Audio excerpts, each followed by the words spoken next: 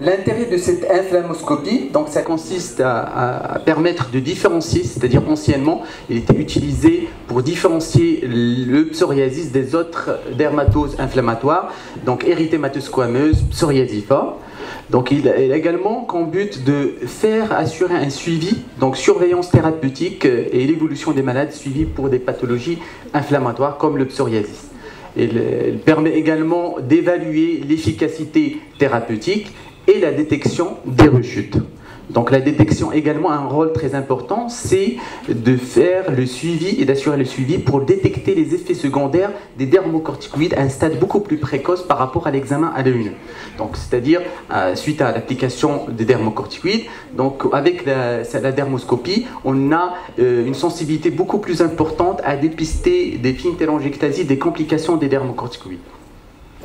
Donc, prenons exemple ce cas de un patient qui présente ses lésions en plaques au niveau des jambes, donc érythémateuses, finement squameuses.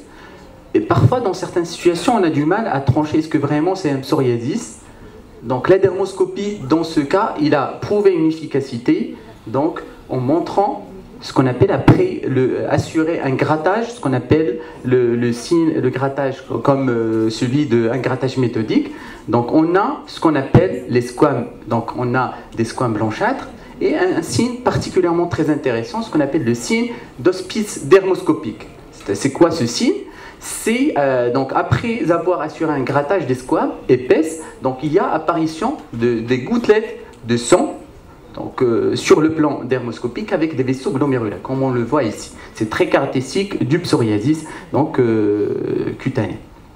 Vous voyez également un autre signe très important, c'est un patron vasculaire fait de points rouges, mais la particularité de ces points, ils sont répartis de façon homogène sur l'ensemble de la plaque psoriasique. Donc, également, on a un signe récemment décrit, c'est l'aspect donc ces points, ils peuvent se regrouper en anneaux ou bien donc en cercle. Donc c'est un nouveau signe donc du psoriasis. Donc un autre cas, donc concernant une plaque donc érythémateuse, est-ce que vraiment c'est un psoriasis ou non? Donc la dermoscopie a la solution. Donc vous voyez également cette répartition de vaisseaux, donc de points, parfois glomérulaires, répartis de façon homogène sur l'ensemble de la plaque. Également, vous voyez ces vaisseaux glomérulaires, mais la répartition elle est très importante, c'est l'homogénéité de cette répartition.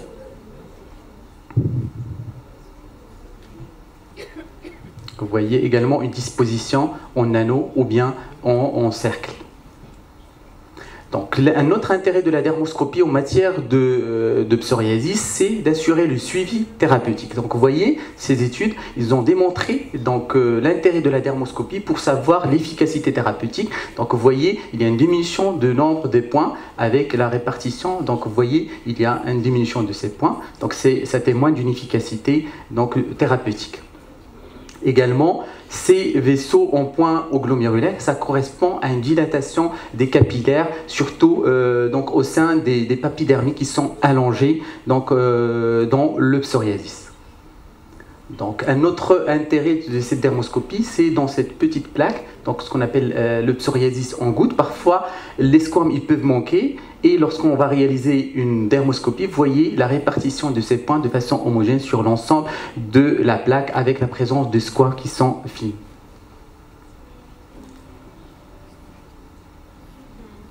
Donc, le psoriasis en gouttes, donc caractérisé par des vaisseaux en points homogènes sur toute la lésion, des squames blanchâtres. Également, la dermoscopie dans ce cas, il permet de faire le diagnostic différentiel avec le pityriasis lichenoïde chronique. Donc on aura dans le pityriasis lichenoïde chronique beaucoup plus, on n'aura pas de l'érythème, mais beaucoup plus des aires jaunes orangées sans structure, avec des vaisseaux qui sont en point, mais ils ne sont pas répartis de façon homogène sur l'ensemble de la lésion. C'est uniquement focalement, ils sont situés, avec des vaisseaux linéaires atypiques. Donc, patient avec un état squameux du cuir chevelu, toujours il y a ce dilemme, est-ce que c'est un psoriasis, est-ce que c'est une dermite séborrhéique? Donc, il faut trancher, Donc on aura, suite à l'application du dermoscope, donc vous voyez donc un aspect après un grattage, donc on a ce signe d'hospice dermoscopique présent, donc avec des vaisseaux qui sont rouges, tendus, parfois ils sont glomérulaires. Donc c'est très caractéristique du psoriasis du cuir chevelu. Donc un autre diagnostic différentiel, c'est la dermite séborrhéique. Donc après le grattage, en cas de dermite séborrhéique, on a beaucoup plus des vaisseaux qui sont arborescents, donc avec des vaisseaux atypiques. C'est un critère distinctif très important en matière d'état squameux du cuir chevelu. Ça nous permet de faire la part entre le psoriasis et la dermite séborrhéique. Donc je passe rapidement. Donc un état très important, c'est les kératodermies palmaires. Donc toujours, il y a ce souci de diagnostic étiologique. Donc la dermoscopie, il a rapporté un critère donc très important d'orientation. Lorsqu'on a appliqué dermoscope dans cette kératodermie palmaire, vous voyez, qu'est-ce que vous voyez? La présence de points qui sont répartis de façon homogène, aussi bien au niveau des sillons qu'au niveau des crêtes. Et c'est un critère très important de kératodermie palmoplantaire, donc palmaire psoriasique. Donc un autre diagnostic différentiel, un patient avec une kératodermie palmaire. Vous voyez l'application du dermoscope. Qu'est-ce que vous voyez? Est-ce que vous voyez les vaisseaux? Non, absence de vaisseaux, mais beaucoup plus des squames qui sont jaunes blanchâtres, avec des aires qui sont des globules qui sont donc des croûtes squames jaunâtres et des globules orange brunâtres. Donc c'est en faveur de l'eczéma. Donc c'est un élément très important qui permet de distinguer entre l'eczéma et le psoriasis au niveau palmaire. Donc un petit récapitulatif, le psoriasis palmoplantaire, les vaisseaux rouges en point de distribution régulière suivant les sillons et les crêtes. Donc les squames blanchâtres. Donc l'eczéma, c'est beaucoup plus des vaisseaux rouges en point de distribution focale. On n'a pas cette répartition homogène sur l'ensemble de la plaque. D'autant plus, on a d'autres critères, à savoir les croûtes et les squames jaunes orangés, donc on le voit ici, avec des globules et des points orange brunâtres. Donc l'état squameux palmaire, donc cette lésion, patient, donc dermoscopie, qu'est-ce qui va révéler? Révéler des petits, donc des vésicules enchâssées. Donc c'est très caractéristique de la dyshydrose à un stade beaucoup plus précoce. Donc vous voyez l'intérêt de faire la part, c'est l'eczéma dyshydrosique avec un fond érythémateux clair. Donc également une atteinte au niveau des doigts, des vésicules qui sont enchâssées ou avec des globules orange brunâtres. Donc le fond le plus souvent il est érythémateux. Donc d'autres lésions au niveau du visage, donc comme lésions. La dermoscopie, dans ce cas, elle en montre des squames qui sont blancs jaunâtres avec donc, des vaisseaux qui sont répartis de façon focale. Donc il n'y a pas de répartition de façon homogène sur l'ensemble de la plaque. Donc ça caractérise également l'eczéma. D'autres critères, donc d'autres aspects, vous voyez les vaisseaux qui sont répartis focalement avec les squames qui sont jaunes blanchâtres. Les points rouges, donc les squames. Également une kératodermie plantaire. Donc la dermoscopie objective un fond qui est érythémateux avec des squames. Également c'est en faveur de l'eczéma. Donc une lésion, une patiente qui vient pour cette lésion, consulte pour cette lésion. Donc la dermoscopie c'est beaucoup plus, il a objectivé un fond rouge laiteux. Également avec des vaisseaux linéaires et des pustulettes. Donc c'est en faveur. Donc vous voyez les vaisseaux qui sont linéaires, arborescents, et vous voyez également de petites pustules qui apparaissent, ça se voit dans la dermite séborrhéique. Donc des lésions squameuses au niveau des zones séborrhéiques chez l'enfant, au niveau des plis. Donc la dermoscopie, dans ce cas, objective des squames qui sont donc un fond rouge laiteux, avec également des squames jaunâtres. Donc, et également des squames blanchâtres, ça se voit dans la dermite séborrhéique. Donc je passe rapidement. Donc des lésions pigmentées du dos. Donc vous pensez à pas mal de diagnostics. Donc l'intérêt de la dermoscopie pour l'orientation, donc il va objectiver ce qu'on appelle les stries de Hicken, hein, qui apparaissent uniquement au dermoscope. Donc c'est des lignes qui sont blancs nacrés. Parfois, on peut avoir des formes qui sont annulaires, donc sous forme d'anneaux, donc des stries annulaires. Ça se voit dans le lichen plan. Également l'intérêt de la dermoscopie qui va montrer les stries de Hicken, avec un aspect granulaire gris-brun entourant les stries de Hicken. C'est très orientateur vers un lichen pigmentaire.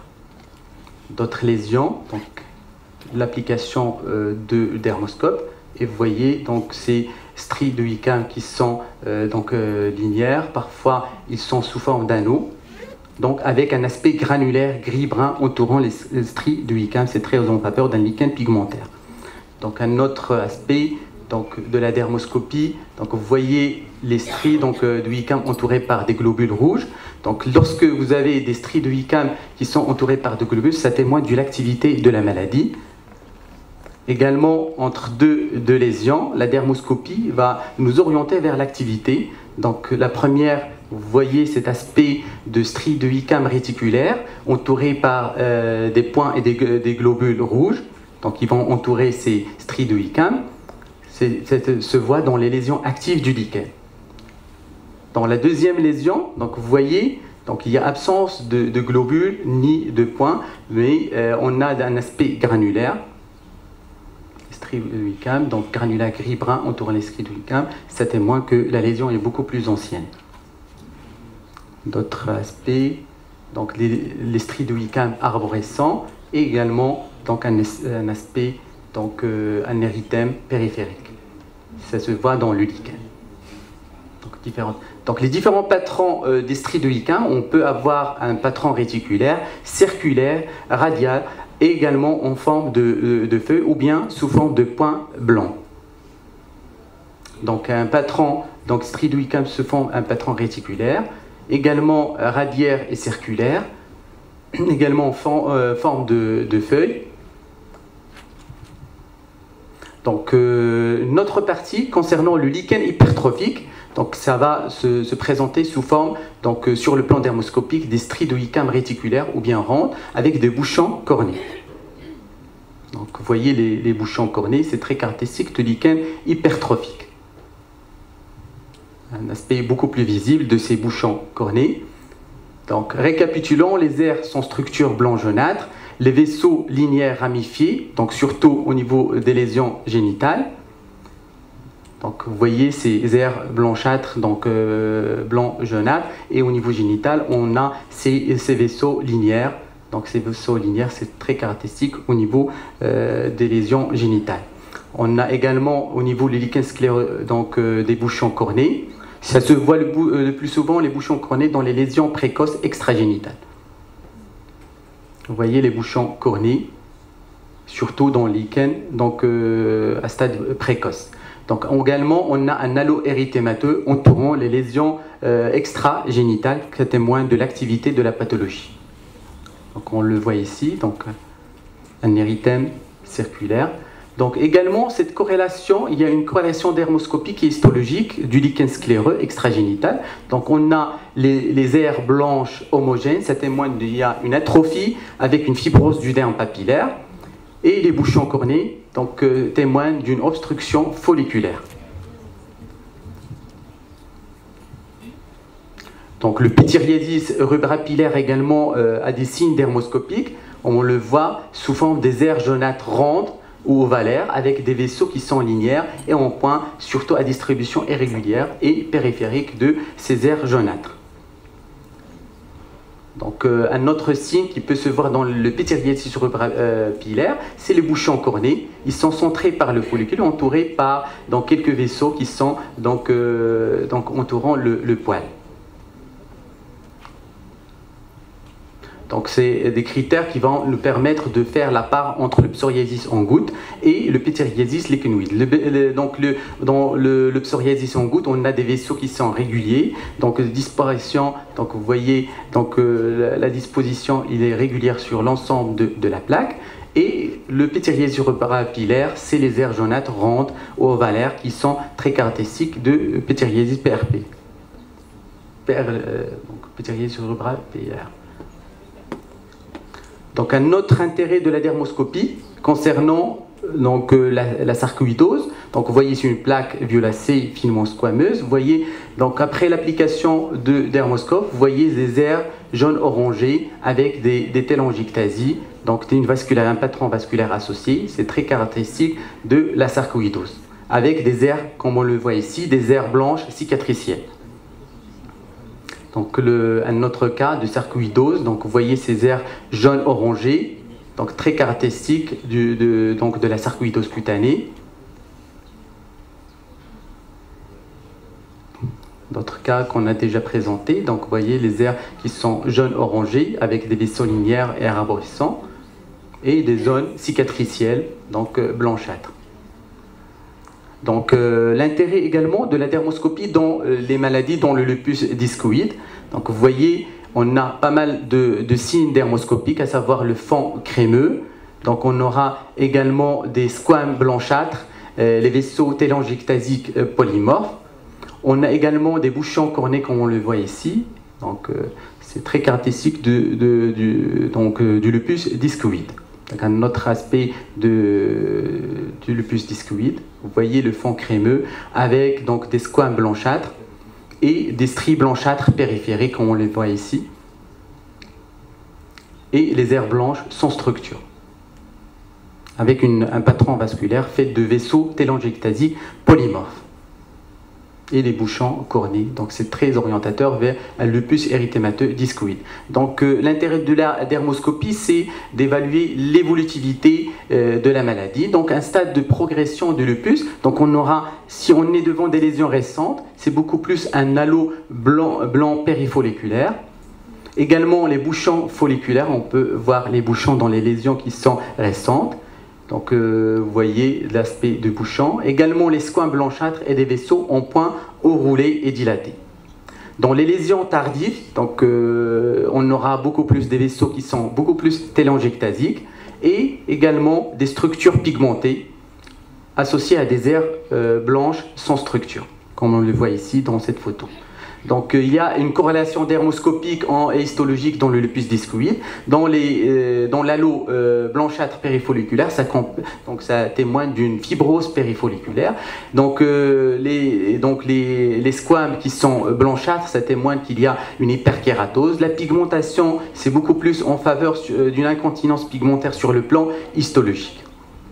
Vous voyez donc un lupus du cuir chevelu. Donc on aura des vaisseaux linéaires arborescents et réguliers. Donc les dyschromies et pigmentations en rayon de miel, également des squames qui sont blanchâtres.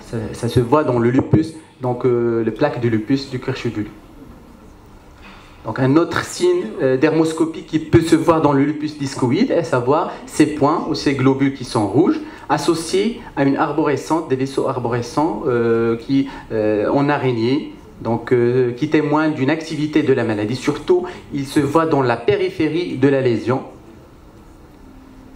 Des vaisseaux linéaires arborescents, également des points rouges folliculaires. Donc ça témoigne que c'est une zone active périphérique du lupus. Donc également on peut voir des vaisseaux irréguliers, donc vaisseaux linéaires arborescents, des bouchons cornés. Donc en récapitulant les signes du lupus, on peut voir des points rouges folliculaires, c'est un signe d'activité de la maladie, donc comme on le voit ici. Également des vaisseaux linéaires et arborescents, donc des bouchons kératosiques, comme on le voit ici. On peut voir également des squames et un érythème diffus. Donc dyschromie, parfois, on peut avoir dans les stades qui sont tardifs des dyschromies, une pigmentation se voit dans les stades beaucoup plus tardifs. Donc l'implication également, l'intérêt de la dermoscopie dans les stades évolutifs de la rosacée, donc un stade de coprose, on a des signes qui vont nous orienter, donc qui vont confirmer le stade de coprose. Vous voyez un aspect un fond rougeâtre avec des vaisseaux qui sont polygonaux, avec des polygones qui sont élargis, donc on le voit ici avec des parois épaissies. Donc stade papulopustule, donc vous voyez les pustules qui sont bien visibles, les bouchons cornés avec des vaisseaux qui sont irréguliers, donc linéaires, et des squames blanchâtres.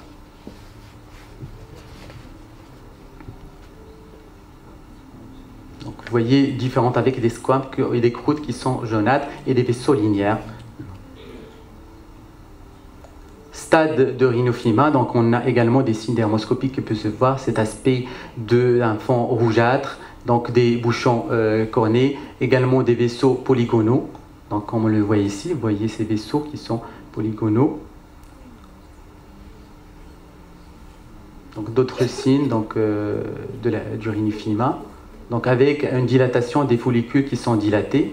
Également, on peut voir des vaisseaux violacés ramifiés. En conclusion, l'inflammoscopie ou bien l'application du dermoscope aux pathologies inflammatoires a pris une place considérable dans la pratique quotidienne du dermatologue. Sa sensibilité augmentée par rapport à celle de l'examen clinique. On a 3 critères dermoscopiques importants qui permettent de distinguer les différentes pathologies inflammatoires, à savoir le type de vaisseau, leur arrangement, la couleur des squames et leur arrangement, la couleur du fond. Et en rajoutant bien sûr, n'oublions pas l'examen, les données de l'examen de l'histoire de la maladie et de l'examen clinique. Intérêt aussi dans l'évaluation et le suivi thérapeutique. Et merci pour votre attention.